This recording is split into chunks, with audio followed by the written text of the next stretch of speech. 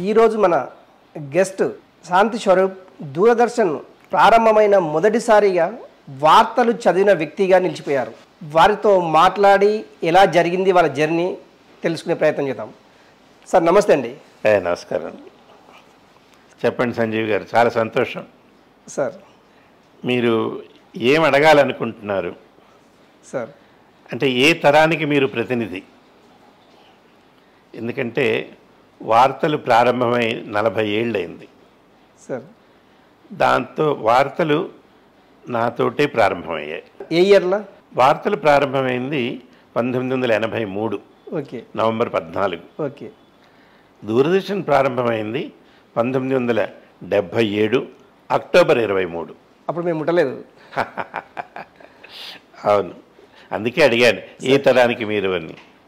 ఆయన ఎందుకంటున్నా అంటే ఆ తర్వాత సాంకేతికంగా ప్రేక్షకుల పరంగా చాలా మార్పులు వచ్చాయి. అప్పట్లో ఏదైనా ఘటన చిత్రీకరించాలి అంటే అదొక పెద్ద యజ్ఞంలా ఉండేది. స్టూడియో నుంచి ఒక పెద్ద వ్యాను, దాంట్లో 3 కెమెరాలు, కెమెరా మనుషులు అందరూ కలిసి ఓ 30 మంది ఆ ప్రాంతానికి వెళ్ళి షూటింగ్ చేసి తీసుకొచ్చి ఎడిట్ చేసి చెయ్యాలి. అప్పుడు ఎడిట్ చేయటానికి రివర్సల్ ఫిల్మ్ అని ఉండేది. సార్ ఒకటి, దీనికంటే ముందు దూరదర్శన్కు మీరు ఎలా ఎంట్రీ అయ్యారు? దూరదర్శన్ ప్రస్తావన ముందు ఎలా జరిగింది? మీతో అన్నాను కదా, 77 అక్టోబర్ 23 ప్రారంభమైంది. ఓకే. దానికంటే ముందు 75-76 సంవత్సరంలో జాతీయ స్థాయిలో కేంద్ర ప్రభుత్వం ఒక పథకాన్ని చేపట్టింది. అదేంటంటే సైట్ అని పిలిచేవారు, సెటిలైట్ ఇన్స్ట్రక్షనల్ టెలివిజన్ ఎక్స్పెరిమెంట్ అని. ఓకే. దేశవ్యాప్తంగా చేశారు.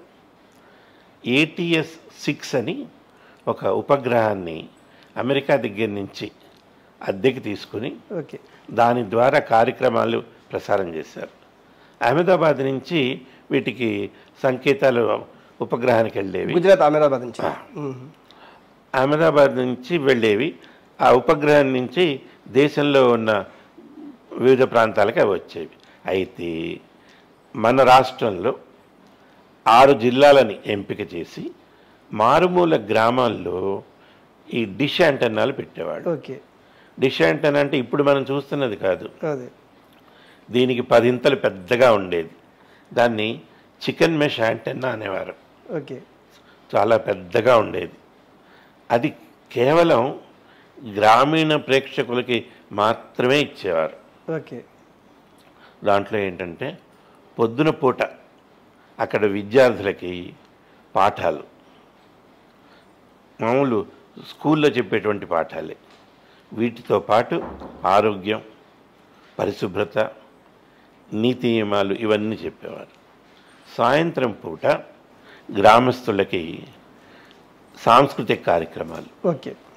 అంటే ఏ ప్రాంతంలో అయితే అక్కడ కళలు, ఓకే. ఇప్పుడు మాట వరుసకి మనం తెలంగాణ తీసుకున్నాం అనుకోండి, ఇక్కడ ఒగ్గు కథలు, అవును అవును, తప్పెట గుళ్ళు, అవును, ఇలాంటివి ఉండే. ఈ బృందాలన్నింటినీ తీసుకొచ్చి వాటిని రికార్డ్ చేసి ప్రసారం చేసేవాళ్ళు. ఇవి రికార్డ్ చేయడానికి స్టూడియో ఇప్పుడు రాజ్భవన్ ఉంది, గవర్నర్ గారు ఉంటారు, ఓకే, వారి భవనం వెనకాల పైన కొండ మీద ఉండేది. ఓకే. అక్కడ చేసేవాళ్ళు. అక్కడ స్టూడియో ఉన్నట్టు కానీ కళాకారులు ఇలా వచ్చి చేస్తున్నారని కానీ హైదరాబాద్లో ఎవరికీ తెలియదు. ఓకే. అది అంత రహస్యం ఏం లేదు, ప్రచారం లేదు, అవసరం లేదు. బృందాన్ని పిలిచేవారు, రికార్డ్ చేసేవారు, ఎడిట్ చేసేవారు, టేపులు అహ్మదాబాద్ వెళ్ళేవి చేసేవాళ్ళు. ఈ కార్యక్రమాలకి మధ్యలో సంధానకర్తగా, వ్యాఖ్యాతగా, పరిచయకర్తగా నాకు అవకాశం ఇచ్చారు. అవకాశం వచ్చే టైంలో అంటే చాలామంది ఎంప్లాయీస్ ఉంటారు, ఎందుకంటే మీరు అది ఒక గవర్నమెంట్ ఆఫీసు, ఆ గవర్నమెంట్ ఆఫీసులో చాలామంది ఎంప్లాయీస్ ఉంటారు. అందులో ఇంతమందిలో శాంతి స్వరూప్ని ఎందుకు ఎంచుకున్నారు మేనేజ్మెంట్? అక్కడ నేను అక్కడ ఎంప్లాయీని కాదు. అంతకు ముందు మీరు అడగటం బాగుంది. నేను ఆల్ ఇండియా రేడియోలో 1 ఏడాది ఉద్యోగం చేశాను. ఓకే. నేను నా చదువు అయిపోగానే. ఓకే. అక్కడ కూడా వార్తా విభాగంలోనే చేశాను. ఓకే. దాన్ని న్యూస్ రీల్ అసిస్టెంట్ అనేవారు. ఓకే. అంటే వారానికి ఒక రోజు వార్తా నివేదిక ఉండేది. అవును. దానికి కావాల్సినటువంటి వార్తల్ని సేకరించి, ఇప్పుడు మీరే పని చేస్తున్నారో అప్పుడు ఆ పని నేను చేసేవాడిని. ఓకే. ఎప్పుడు 71, 72లో 72లో. వాటిని తీసుకొచ్చి రేడియోలో ఓకే. తీసుకొచ్చి సంపుటీకరించి ఒక నివేదిక ఇచ్చేవాళ్ళం, వార్తా నివేదిక. ఓకే. అది కొన్నాళ్ళు చేశాను. అప్పుడు యువవాణి అని చెప్పి ఓ కార్యక్రమాన్ని ప్రారంభించారు. దానికి మొదటి అవకాశం నాకే లభించింది. ఓకే. నేను దానికి అనౌన్సర్గా, వ్యాఖ్యాతగా, కార్యక్రమ నిర్వాహకుడిగా ఓకే. చేస్తుండేవాడిని. అది ఎలా ఉండేదంటే సాయంత్రం 6ంటికి ప్రారంభించాలి. ఒక్కరోజు 6ంటికి ప్రోగ్రామ్ ఏమి ఉండేది కాదు. ఉండేది కాదు. మా పెద్దలు ఉండేవారు, ఆయన ప్రోగ్రామ్ ఎగ్జిక్యూటివ్ వాళ్ళు పిలిచి, శాంతి ఏదో ఒకటి చదివిస్తే అంటే మర్యాదగానే. ఓకే. సరే చూసుకుని, నేను ప్రయాగ రామకృష్ణన్ ఉండేవారు, ఆయన ఇలాగ అప్పటికప్పుడు కవిత్వాలు రాసి చదివేసేవాడు. ఓకే. అది అలా అలవాటు అయిపోయి, అలా చేస్తున్న టైంలో టెలివిజను ఆంధ్రప్రదేశ్లో ప్రారంభించాలని ఆలోచిస్తున్నారు అని తెలిసింది. మీరు ఆల్ ఇండియా రేడియోలో పనిచేసే క్రమంలో మొట్టమొదటిసారిగా మీరు తీసుకున్న పారితోషికం ఎంత ఉండొచ్చు? అది జీతమే. ఎంత? 3,000. ఓకే. ఇది ఎప్పుడు 1970. 70. అంటే ఇవాళకి 53 ఏళ్ల క్రితం. అది జాగ్రత్తగా దాచుకున్నాను కూడా. ఓకే. మొదటి జీతం అంటే ఖర్చు అయిపోయింది, మీరు అడగండి. ఓకే. అయిపోయిన తర్వాత నేను అప్పుడు మా స్నేహితులతో అనేవాడిని, ఏదో ఒక రోజు మన తెలుగు నేలకి టీవీ వస్తుంది, నేను అందులో పనిచేస్తాను, వాళ్ళను పిచ్చోడిని చూసినాడు ఏ పోవాను అలా అంటున్న టైంలో ఈ సైట్ ప్రోగ్రామ్ స్టార్ట్ చేశారు. ఓకే. చేసి మమ్మల్ని పిలిచారు. మీకు రేడియోలో అనుభవం ఉంది కదా, ఆ వ్యాఖ్యానం అవి ఇక్కడ చెప్పండి. అక్కడ తేడా ఏంటి, రేడియోలో అయితే ఇలా తల వంచుకుని మైక్ ముందు చెప్పేస్తారు, అక్కడ మైక్ చూసి చెప్పరు. అవును. ఇక్కడ కెమెరా చూసి చెప్పాలి. సరే, దానికి ఏంటంటే చిన్నప్పటి నుంచి స్కూల్లో, కాలేజీలో నాటకాలు వేయటం నాకు అలవాటు. ఓకే. ఓకే. నేనే రాసి వేసేవాళ్ళం, రవీంద్ర భారతిలో వేశాం. ఓకే. దానివల్ల స్టేజ్ మీద ఎలా ప్రవర్తించాలి అనేది కొంత అనుభవం ఉంది. ఇప్పుడు కెమెరాను చూస్తే ఎలా ప్రవర్తించాలి అనేది కొంత ఎక్స్పీరియన్స్ ఆల్రెడీ ఉంది. అది ఉపయోగపడింది. సరే, ఇక్కడికి వచ్చి స్టార్ట్ చేశాం. అంటే మొత్తం మీద టీవీలో కనిపించడానికి మీకు నాటక రంగమే తోడ్పడింది అంటారు. మొట్టమొదటిసారిగా టీవీలో వార్తలను ప్రజెంట్ చేసే క్రమం మీ ఫీలింగ్ ఎలా ఉండేది సార్? మొన్న ఇటీవల మన దేశానికి చెందినటువంటి ఒక సాంకేతిక పరికరం చంద్రుడి మీదకి వెళ్ళి దిగింది. చంద్రయాన్ 3 కదా. అవును. దాంట్లోంచి రోవర్ బయటకు వచ్చి చంద్రుడి మీద నడిచింది. అది శాస్త్రవేత్తలు సాధించిన విజయం. అది నడుస్తుందా, ఇది అక్కడ చక్కగా దిగుతుందా, ఎందుకంటే అంతకుముందు ఒకటి విఫలమైంది. సెకండ్ మొత్తం ప్రపంచం సంగతి ఒక ఎత్తు, మనమందరం ఒక ఎత్తు. అవును. ఎంత ఉత్కంఠ, ఆతురత ఎదురు చూసాము. ఆ న్యూస్ కూడా అలా ఉండేది. ఎందుకంటే మీతో చెప్పాను, 77లో దూరదర్శన్ మొదలైంది, 83లో న్యూస్. ఈ 6 ఏళ్ళు నేను అన్ని ప్రోగ్రాంలు చేశాను. ఓకే. అనౌన్సర్ చేశాను, ఇంటర్వ్యూలు చేశాను, ఓకే, డ్రామాలు వేసాం. ఓకే. కొత్త కాదు, కానీ అంటే నేను ఉద్యోగం ఇచ్చింది నాకు వార్తలకి. అవును. ఆ వార్తలు చదవటం అంటే ఇదిగా ఉండదు. అందువల్ల ఎలా ఆ రోజు 15 నిమిషాలు గట్టిగా 2 వార్తలు చదివేటప్పుడు 10 నిమిషాలు అయిపోయింది. ఓకే. బయటకు వచ్చేటప్పుడు మొత్తం స్టూడియోలో మా టెక్నికల్ స్టాఫ్ వీళ్ళు అందరు వచ్చి ఒక పండగ అన్నమాట. అది ఇప్పటికీ మర్చిపోం. మీతో కోట శ్రీనివాసరావు, మిగతా అంటే కొంతమంది మీతో కలిసి వర్క్ చేశారంట. వాళ్ళు వర్క్ చేయటం అన్న పదం సరైంది కాదేమో అని నా అభిప్రాయం. ఏంటంటే అప్పుడు ప్రభుత్వ పథకాలని ప్రజలకి పరిచయం చేయటం కోసం రకరకాల కార్యక్రమాలను రూపొందించేవాళ్ళు. వాటిల్లో ముచ్చట్లని, పరిచయాలని ఇలా ఉండేవి. ఇవేంటంటే ఒక చెట్టు సెట్ వేసేవారు, దాని కింద రచ్చబండని వేసి వీళ్ళు కూర్చునేవాడు. దీంట్లో కోట శ్రీనివాసరావు గారు, సుబ్బరాయ శర్మ, దేశరాజ్ హనుమంతు, తర్వాత చంద్రశేఖర్, తర్వాత సుదర్శనం గారు, ఇలా పెద్దవాళ్ళందరూ కూడా, అంటే ఇవాళ పెద్దవాళ్ళు, అప్పుడు చిన్నవాళ్ళు. మరి ఇది ఎప్పుడో 30 ఏళ్ల కిందట. అప్పుడు కోట శ్రీనివాసరావు స్టేట్ బ్యాంక్ ఆఫ్ ఇండియాలో క్లర్క్గా పనిచేసేవాడు. తర్వాత రోహిణి కుమార్ అని ఒక ఆయన ఉన్నాడు, భావనాచారిని. ధర్మవరం సుబ్రహ్మణ్యం కూడా ఆయన తర్వాత వచ్చాడు, ముందు రాలా. ఆయన రావటం మా వ్యవసాయ కార్యక్రమాలకి వ్యాఖ్యానం రాయటానికి వచ్చాడు.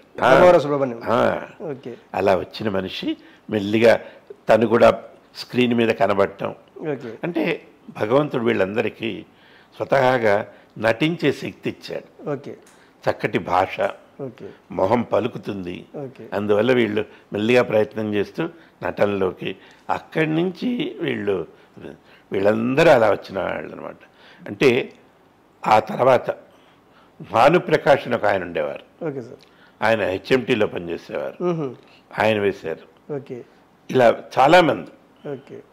ఆ తర్వాత కొంతమంది, ఈయన రాళ్లపల్లి, తనికెళ్ళ భరణి. ఇంకోటి ఏంటంటే అప్పట్లో ఈ తల్లావజ్జల సుందరం అని కూడా ఉండేవారు.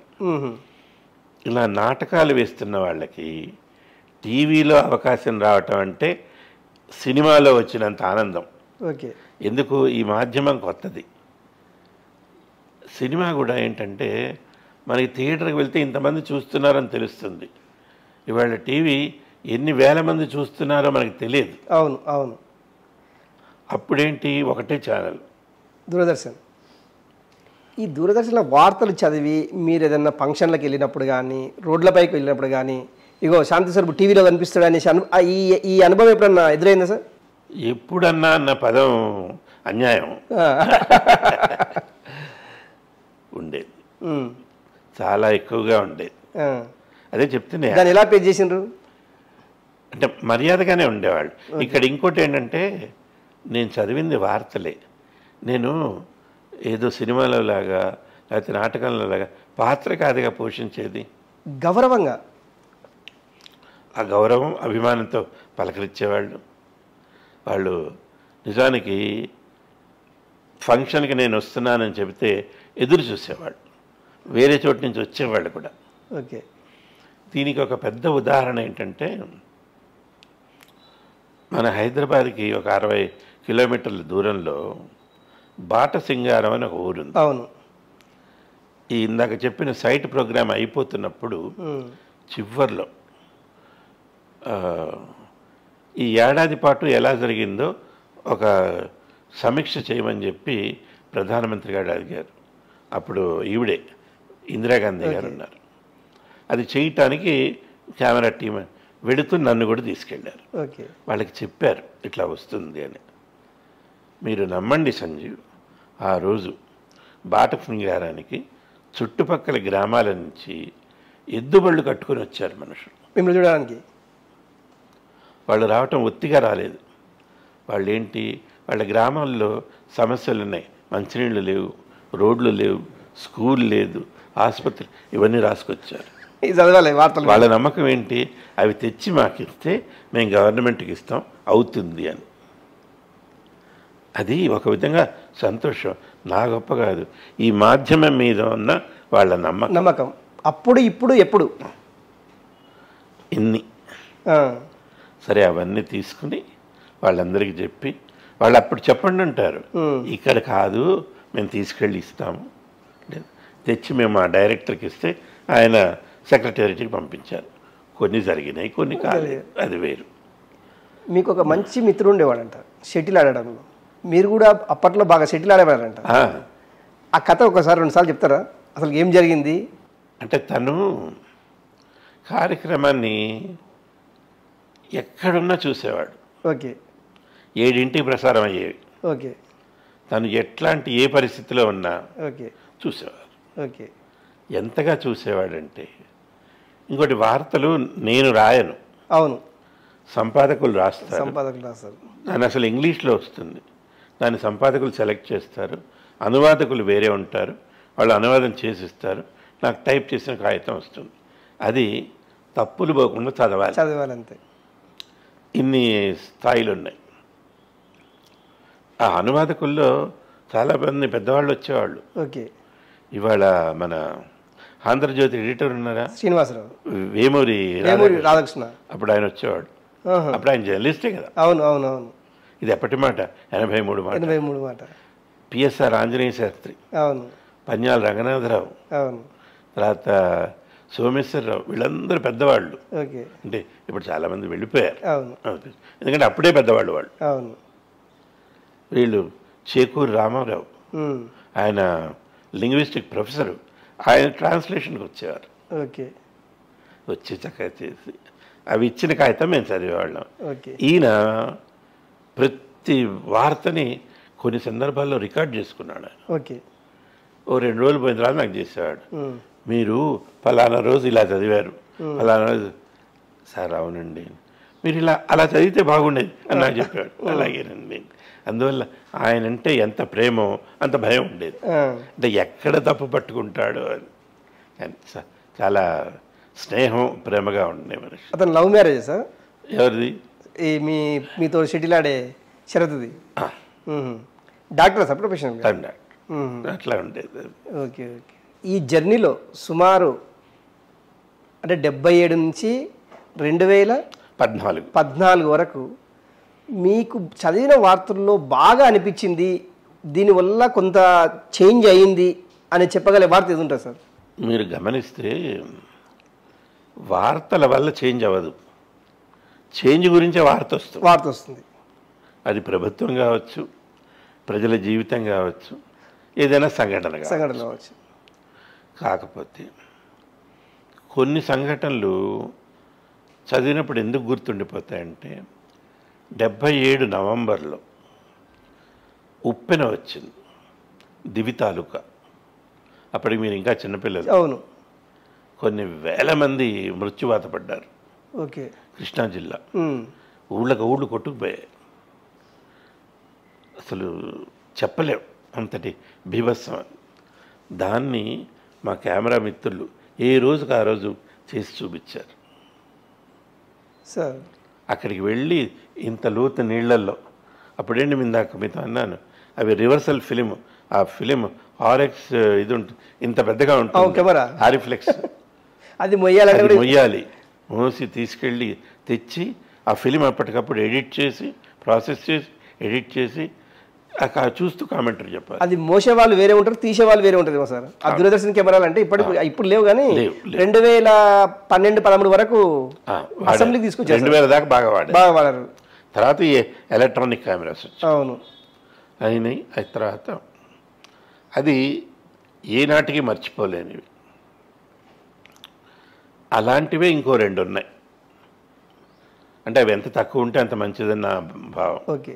ఒకటి, ప్రధానమంత్రి ఇందిరాగాంధీ గారి హత్య. ఆవిడ్ని కాపాడాల్సిన అంగరక్షకులే పొద్దున్న లేచి టపటపటపా కాల్చారన్న విషయం చెప్పారు, కానీ మమ్మల్ని చెప్పొద్దన్నారు. ఓకే. సాయంత్రం దాకా ప్రోటోకాల్.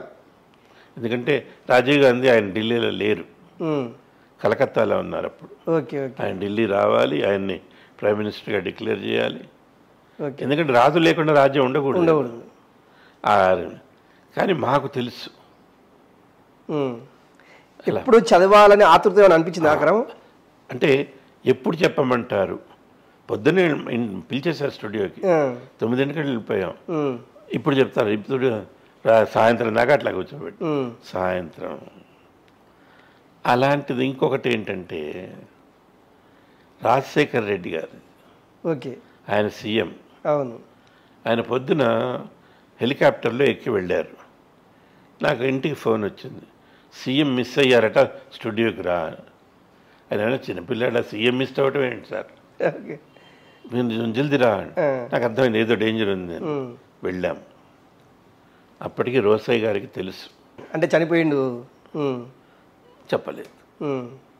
మాకు ఎక్కడ న్యూస్ రూమ్లో కూడా మాట్లాడద్దు, ఓకే ప్రమాదం జరిగింది పరిశీలిస్తున్నారు, వీళ్ళు వెళ్ళారు, వాళ్ళు సాయంత్రం కానీ చెప్పలేదు, అది తేలేదాకా. సార్ అంటే ఒకటి అప్పుడు అంటే ఇందిరాగాంధీ అది హత్య కాబడిన పీరియడ్ వేరు, రాజశేఖర్ రెడ్డి అది హెలికాప్టర్ ప్రమాదం వేరు. ఎందుకంటే ఇప్పుడు మీడియా బాగుంది సార్, అప్పుడు లేదు. At same time Rajiv Gandhi కూడా మీరే వార్త చదివి ఉండొచ్చు సార్ అప్పుడు. అదొకటి. అది పెరంబదూరులో ఆయన్ని హత్య చేశారు. దానికి వెనకాల ఏంటంటే ఆయన ఢిల్లీ నుంచి వస్తూ ఉంటే విశాఖపట్నం వెళ్ళారు. విశాఖపట్నంలో ఫ్లైట్ ఇది ఇబ్బంది వచ్చింది, దిగి అక్కడ గెస్ట్ హౌస్కి వెళ్ళాడు ఈయన. ఆయన వెంబడి ఈయన వి హనుమంతరావు వీళ్ళందరూ వెళ్ళారు. ఆయన ఎప్పుడు ఆయనతోటే ఉండేవాడు ఈయన హనుమంతరావు. అక్కడ వీళ్ళు గెస్ట్ హౌస్కి వెళ్ళిన తర్వాత అక్కడే ఉంటామన్నారు. అంత లోపల సార్ ఫ్లైట్ బాగైంది పదండి అన్నాడు. అది విధి అలా పిలిచింది. మళ్ళీ రిపేర్ అయిన ఫ్లైట్లో వీళ్ళు ఎక్కి వెళ్ళారు. వీళ్ళు ముందు వెళ్ళిపోయారు, హనుమంతరావు వీళ్ళంతా వీళ్ళ తర్వాత వెళ్ళారు. వీళ్ళు అక్కడికి వెళ్ళి దిగి వెళ్తూ ఉంటే వీళ్ళు ఉన్నారు కదా, ఆ నళిని వాళ్ళు, రాజు, వీళ్ళంతా అంటే టీమ్. అవును కోర్ టీమ్. అంటే ఈయన మీద అటాక్ చేయాలి అనుకున్నాడు. వాడు 3 చోట్ల ప్రయత్నం చేశారు. చివరికి ఆ పెరంబదూరులో దీంట్లో అదేంటంటే మానవ బాంబు. వాళ్ళు డెల్టా అనే ఒక సినిమా ఉంది, దాన్ని చూసి చేశారట. దాంట్లో ఇలాగే ఉంటుంది. అంటే అందులో దండ వెయ్యదు, తీసుకెళ్ళి ఆయనకి బుకే ఇస్తుంది, ఆ బుకేలో బాంబు ఉంటుంది. ఎందుకు చెప్పానంటే మనిషికి మంచి కంటే చెడుని చెప్పడంలో ఉపయోగపడింది. మనం మంచి కూడా చెప్తున్నాయి, సినిమాలు చెప్తాయి, డాక్యుమెంటరీలు చెప్తాయి, ఇదిగో ఇలా ఉండాలి. అదొక సామెత ఉంది కదా, మంచి కంటే చెడు నీళ్ల మీద నూనెలాగా త్వరగా వ్యాపిస్తుంది అలా. కానీ ఇందాక మీరు అన్నట్టు ఇవాళ మీడియా బాగా పెరిగింది కాబట్టి ఏదైనా ఒక మంచి విషయం చెప్పాలి అంటే ఇదివరకు అంత శ్రమ అక్కర్లా, 5 నిమిషాల్లో ప్రపంచం అంతా తెలుసు, సెకండ్లు. ఇవాళ ఇంకోటి చూడండి, ఎక్కడైనా ఏదైనా సంఘటన జరిగితే మనందరం వెళ్ళక్కర్లేదు, అక్కడున్న పిల్లలు సెల్ ఫోన్లో తీసి అప్లోడ్ చేస్తున్నారు, అది వెంటనే వస్తుంది. ఇప్పుడు మీరు మీడియా ఆఫీస్లో కూర్చొని అలాంటి చూసి మీరు తీసుకుని మీరు చూపిస్తారు. అది వాళ్ళు ఇచ్చిన సమాచారం నెక్స్ట్ నిమిషానికి వార్త అయిపోతుంది. అది సంతోషం కదా. అంటే ప్రపంచం అంతా కూడా అట్లా నిఘా మీద ఉంది.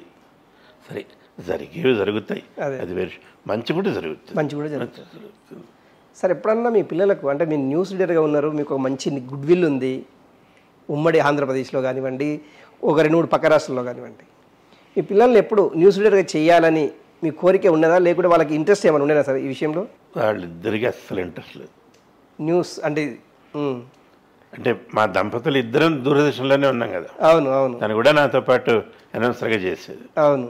సరే, అప్పుడు తను ఇప్పుడు లేదు, దేవుడి దగ్గరికి వెళ్ళిపోయాను. వాళ్ళకి మాత్రం ఇంట్రెస్ట్. చిన్నపిల్లలుగా వీళ్ళు ఉన్నప్పుడు వాళ్ళని తను ఒకసారి స్టూడియోకి తీసుకొచ్చేది, ఎప్పుడు పోదాం అంటే వాళ్ళకి ఏం ఇంట్రెస్ట్. అదంతా అంటే చేసేటప్పుడు చాలా కృతకంగా ఉంటుంది, ఆర్టిఫిషియల్గా ఉంటుంది. ఎగ్జాక్ట్లీ. సరే, అది వాళ్ళకి నచ్చింది. వాళ్ళిద్దరు కూడా ఐఐటి చదువుకున్నారు, పాస్ అయ్యారు, అమెరికా వెళ్ళారు, అక్కడ పెద్ద ఉద్యోగాల్లో ఉన్నారు. రెండో వాడైతే పిహెచ్డి చేశాడు సెమీ కండక్టర్స్లో. సరే, వాళ్ళ జీవితంలో ఇంతకంటే ఎక్కువ సాధించాలి, అది నేను కోరుకునేది. అంటే ఇది తక్కువని కాదు, ఇంతకంటే ఎక్కువ బెటర్మెంట్గా ఉపయోగపడేది. మీరు చాలామందితోటి కలిసి పనిచేశారు, మీతో కలిసిపోయిన వాళ్ళు చాలా చాలా పెద్ద పెద్ద హోదాల్లో ఉన్నారు. మీరు అన్నారు ఇప్పుడు కోట శ్రీనివాసరావు, రకరకాల వాళ్ళు ఎప్పుడన్నా సందర్భం వచ్చినప్పుడు మీకు ఆలోచించినప్పుడు వాళ్ళతో ఎప్పుడైనా మాట్లాడే ప్రయత్నాలు, అంటే ఉట్టిగా ఎలా ఉండరు, కాలక్షేపం కోసం? నిజానికి అంటే ఎవరి జీవితంలో వాళ్ళు పరిగెడుతున్నారు. అవును. ఆగి కూర్చుని కబుర్లు చెప్పుకునేంత ఓపిక లేదు, సమయం లేదు. కాకపోతే ఆ అభిమానం, ప్రేమలు ఉన్నాయి. ఓకే. ఒక ఉదాహరణ చెప్తాను. డాక్టర్ మాడభూషి శ్రీధర్ గారు అని ఉన్నారు. అవును. ఆయన జాతీయ సమాచార కమిషనర్గా చేశారు. ఆయన ఒకప్పుడు మామూలు అడ్వకేట్. అవును. వారి మేనమామ గారు శ్రీనివాసాచారి గారు అని ఉండేవారు సార్ ఇక్కడ బరకత్పురాలు. ఓకే. నాకేదో పనిపడి ఆయన దగ్గరికి వెళ్ళాను. ఇది ఎప్పటి మాట అండి? 71. అబ్బా. అయితే అక్కడ మా శ్రీధర్ ఉన్నారు. ఆయన కూర్చొని అప్పుడే టీవీ మొదలవుతున్నది కదా, చూసి సార్ మీకు ఏమైనా కావాలంటే నేను చేసి పెడతా అండి. అయ్యో సంతోషం. ఈయన మాకేదో ఒక పేపర్గా తను కూర్చొని టైప్ చేసేవాడు. ఓకే. సరే, అప్పుడు నేనేం అనుకోలేదు ఈయన రోజు కమిషనర్ అవుతాడని. సరే, చాలా చాలా ఆత్మీయంగా మాట్లాడతాడు. ఓకే. మనస్ఫూర్తిగా నటించడు. ఓకే. వాళ్ళందరూ అంతే. ఆయన శ్రీనివాసాచారి గారు, మన శ్రీధరు, వాళ్ళ సిస్టరు, అందరు కూడా. సరే, నా పని అయిపోయింది, ఏదో హెల్ప్ చేశారు. ఆ పని అవ్వటానికి ఒక ఏడాది పట్టింది. ఒక 4-5 సార్లు కలిసేవాళ్ళం. తర్వాత ఏంటంటే శ్రీధర్ అప్పుడప్పుడు స్టూడియోకి వచ్చి ట్రాన్స్లేషన్ చేసేవాడు. ఓకే. న్యూస్. సరే, అక్కడ అంటే మనిషి మంచితనం ఎలా ఉంటుందంటే వీళ్ళు 10 ఐటమ్స్ చేస్తారండి. ఒకసారి న్యూస్లో ఐటమ్ ఉండదు, తీసేస్తారు. మీకు అది అనుభవం. అవును. ఆయన ఐటమ్ ఉండి చదివితే న్యూస్ అయిపోగానే బయట రాగానే, శాంతి గారు నా ఐటమ్ చదివారండి అనేవారు. నాకు నవ్వొచ్చేది. సరే, అది మీ ఐటమ్ ఏంటి? వార్త నేను అనేవాడిని కాదు, లోపల అనుకునేవాడిని. కానీ అంటే ఆయన తృప్తి, నేను రాసింది శాంతి స్వరూప్ చదివాడు, సంతోషం అండి. అట్లా అయిపోయింది. సరే, ఆయన తర్వాత ఇక్కడ కమిషనర్ అయ్యాడు. ఇక్కడి నుంచి ప్రమోషన్ వచ్చి ఢిల్లీకి వెళ్ళాడు. ఢిల్లీకి వెళ్ళిన రోజున మీరు ఇందాక అన్నారు చూసారా, నేను ఆయన అంటే నా నెంబర్ ఉంది ఆయన దగ్గర, ఆయన నెంబర్ నా దగ్గర ఉంది. నెంబర్ చూసి మెసేజ్ పంపించాను. చాలా సంతోషం, మీరు చేయాలి, you should make a history in this post అని. వెంటనే అక్కడి నుంచి ఫోన్ చేశాడు. సార్, మీరు గుర్తుపట్టుకొని చేయటం నాకు సంతోషంగా ఉంది. అయ్యో అదేంటండి, నేను హైదరాబాద్ వచ్చినప్పుడు మిమ్మల్ని కలుస్తాను, ప్లీజ్ తప్పకుండా, మీరు గుర్తుపెట్టుకున్నారు, సంతోషం. సరే, అది పోస్ట్ 3 ఏళ్ళలో ఎంత ఉంటుంది, అయిపోయింది. వెనక్కి వచ్చిన తర్వాత ఫస్ట్ డే ఇంటి నుంచి ఫోన్ చేశాడు. శాంతి ఎట్లా ఉన్నారు? బాగున్నా, నాకు బరువు అంతా తగ్గిపోయిందండి అన్నాడు. ఏంటి?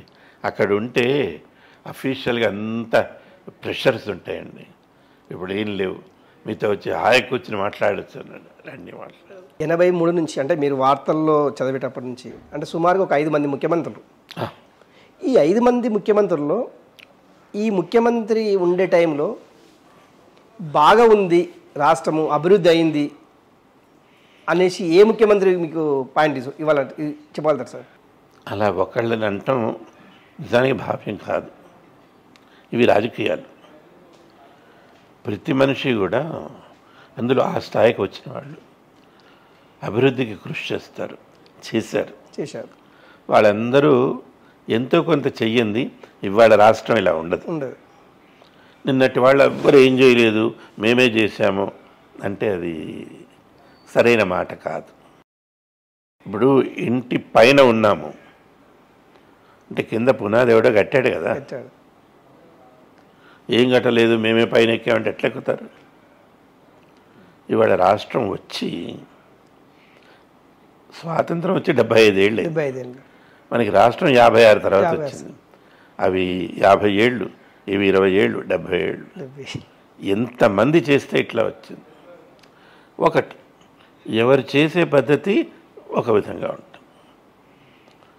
మాట వరుసకి ఇది వరకు ఇన్ని ఇంజనీరింగ్ కాలేజీలు, ఇంతమంది బీటెక్ మిత్రులు లేరు, మెడికల్ కాలేజెస్. అప్పుడు నిద్రమల్లి జనార్దన్ రెడ్డి గారి టైంలో పెరగటం మొదలుపెట్టింది. అవు ఆమె ఇచ్చారు. తర్వాత కోట్ల విజయభాస్కర్ రెడ్డి గారు. ఆ తర్వాత టీడీపీ వచ్చింది. అవును టీడీపీ పెంచింది. దాంతో టీడీపీ వచ్చిన తర్వాత మన గ్రామీణ వ్యవస్థలోనూ భూమి నిర్వహణలో కొన్ని మార్పులు వచ్చినాయి. పటేల్ పట్వారీ వ్యవస్థను ఆపేసి వీళ్ళు వేరేగా చేస్తారు. అవును అవును దానివల్ల కొంత మంచి జరిగింది. ఇప్పుడు ఈ తర్వాత ఏంటంటే మళ్ళీ కాలేజీలు పెంచారు. ఒక దశలో 273 కాలేజీలు వచ్చినాయి. Engineering college. Yes exactly. ఎవరిని పలకరించు బీటెక్ అంటారు. బీటెక్. ఇంట్లో అబ్బాయి అన్నా బీటెక్కే, అమ్మాయి అన్నా బీటెక్. బీటెక్ అవి ఎంత దశకి వెళ్ళినాయంటే తర్వాత వాటిని తగ్గించాల్సి వచ్చింది. అలాగా. అయితే వైద్య రంగంలో అప్పట్లో కొన్ని ప్రయత్నాలు, ఇప్పుడు ప్రస్తుతం ఈ ప్రభుత్వం జాగ్రత్త తీసుకొని రాష్ట్రాన్ని 33 జిల్లాలుగా విభజించి ప్రతి జిల్లాలో ఒక వైద్య కళాశాల. అవును. అదేంటి వృత్తి కళాశాల అంటే టీచింగ్ హాస్పిటల్స్ అన్ని, టీచింగ్ హాస్పిటల్. ఎగ్జాక్ట్లీ. ప్రతి చోట ఒక ఆసుపత్రి. ఇవి కాక బస్తీ దవాఖానా. బస్తీ దవాఖానా అంటే వైద్యం పేదవాడికి ఇంటి దగ్గరే అందుతుంది. ఇలాంటివన్నీ కూడా మర్చిపోలేం కదా. అవును. రేపు పొద్దున ఇంకా ఇంతకంటే మంచి జరుగుతుంది. సార్ చివరిగా ఇప్పుడున్నటువంటి టీవీలో ప్రజెంట్ వార్తలు చదివే వాళ్ళకు, ఈ జనరేషన్ వాళ్ళకు మీరు ఇచ్చే సలహాలు సూచనలు ఏంటి? ఈ తరానికి సూచనలు సలహాలు మనం ఇచ్చే స్థాయిలో ఉన్నామా అని నా అనుమానం. ఎందుకంటే వాళ్ళు రాకెట్ వేగానికి చెందిన తరానికి చెందిన వాళ్ళు పరిగెడుతూనే ఉంటారు. అన్నీ వందే భారత్ రైళ్ళు, సూపర్ స్పీడ్ రైళ్ళు. అంటే వాళ్ళకి ఇస్తున్నటువంటి టార్గెట్స్ కూడా అలా ఉంటాయి. 5 నిమిషాల్లో 50 వార్తలు, 4 నిమిషాల్లో 40 వార్తలు. అవును. గడగడగడగడ చెప్పేయటమే. అంటే అంటే ఇది దృక్పథంలో మార్పు. అంతే అంతే అంతే. ఇప్పుడు నేను పాతవాడిని, అవును, కాబట్టి నా దృక్పథం వేరేగా ఉంటుంది. నా ఉద్దేశం ఏంటంటే మాకు చిన్నప్పటి నుంచి చెప్పింది నేను నమ్మింది కూడా. ఒక వాక్యం కానీ, ఒక సత్యం కానీ, ఒక వాస్తవం కానీ మీరు చెబితే మళ్ళీ చెప్పనక్కర్లేకుండా అవతల వాడికి అర్థం కావాలి. మీరు అందంగా ఉన్నారు అని అన్నాను, మీకు అర్థం కాలే. అవును. అది మళ్ళీ వీళ్ళు రిపీట్ కావద్దు. అంటే ఇది ఎవరినో ఉద్దేశించి కాదు. ఒకసారి ఏదో ఫంక్షన్లో కలిశారు. సరే పాపం వాళ్ళు మర్యాదగా ప్రేమగా వచ్చి పలకరించారు, సంతోషం. సరే ఉండబుద్ధి కాక అడిగాను, ఎందుకు అలా వేగంగా చదువుతారు అని. అర్థం కాదు కదా సార్. అర్థమైతే ఛానల్ చూడరు సార్. ఓహో ఇది బాగుంది. అంటే వాళ్ళు ఛానల్ చూడాలని, మళ్ళీ మళ్ళీ చూడాలని. సరే అది దృక్పథంలో మార్పు. ఇంకోటి, ఇవాళ వార్త కంటే దాని మీద వ్యాఖ్యానం ఎక్కువ అవుతుంది. ఇప్పుడు ఒక సంఘటన జరిగింది, మంచి అయితే సంఘటన అంటాం, చెడు అయితే దుర్ఘటన అంటాం. అది చెప్పరు. దాని గురించి ఈయనేమన్నారు, ఆవిడేమంది, ఆయన అన్న దాని మీద ఈయనేమన్నాడు, ఓ అరగంట చెప్తారు, అసలు విషయం ఎటుపోతుంది. అంటే దీనివల్ల ఇది ఎలా ఉంటుందంటే, పాత రోజుల్లో మన రచ్చబండ కింద ఊళ్ళో కూర్చుని కబుర్లు చెప్పుకున్నట్టుంది. వార్తలు అందివ్వట్ల. నా ఉద్దేశంలో వార్త అంటే వాస్తవం, జరిగింది చెప్పు, జరిగినట్టు చెప్పు. అప్పుడు మాధ్యమం మీద నమ్మకం పెరుగుతుంది. నమ్మకంతో పాటు ఏంటంటే ఆశ. ఇది మీడియం కనపడినంత స్మూత్గా లేదండి. దీనివల్ల ప్రపంచం ఎన్నో మార్పులు చూస్తుంది. ఇందాక మీరు అన్నారు, ఎక్కడ జరిగిందైనా క్షణంలో కనపడుతుంది కదా, అది చెయ్యొచ్చు. దాన్ని మనం వాడుకోవాలి.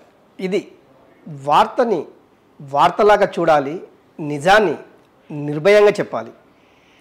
అంతేగాని అర్థం కాని పద్ధతులు చెప్పి అందరినీ ఆగం చేయొద్దు అనేసి శాంతి స్వరూప్ గారు చెప్తున్నారు.